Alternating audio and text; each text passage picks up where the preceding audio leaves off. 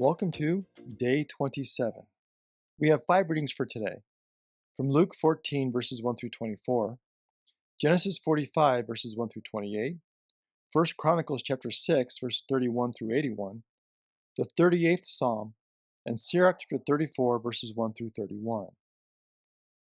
We begin today in Genesis 45. When Judah protects Benjamin and demonstrates this profound change in his life, Joseph finally reveals himself to his brothers. He shares with his brothers how God has used him and his situation, including having been sold into slavery by his own brothers, to save many lives during the famine. In Genesis 45, beginning in verse 4, it says, "Then Joseph said to his brothers, 'Come closer to me.' And they came closer.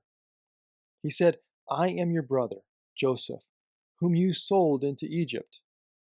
And now do not be distressed or angry with yourselves because you sold me here.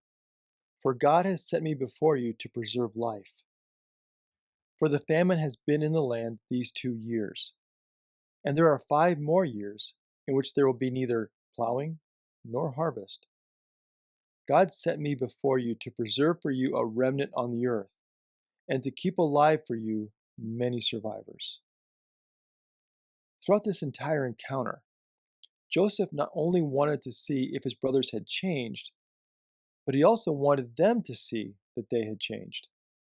This is the heart of repentance, as embodied in the Hebrew word teshuvah, which comes from the Hebrew word shuv, meaning to turn. Teshuvah asks, when you are faced with the same situation, do you turn and go the other way, or continue along the same path that you know to be wrong? Also, we see in Joseph that God does not waste our experiences.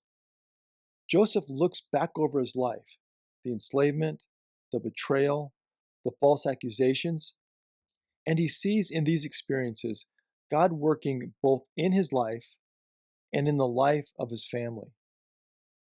By keeping his attention fixated on God through the darkest moments of his life, Joseph finds himself in a position to save the very ones who had enslaved him.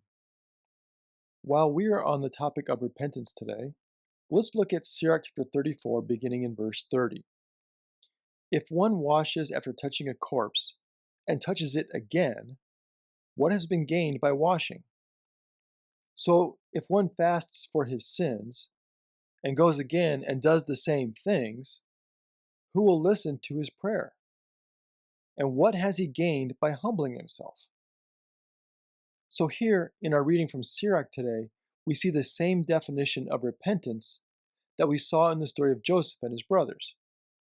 Repentance, teshuvah, is to turn and go in the opposite direction, and not to continue along the path that has led us to places that we do not want to go.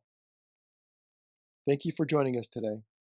Until next time, stay on the trail.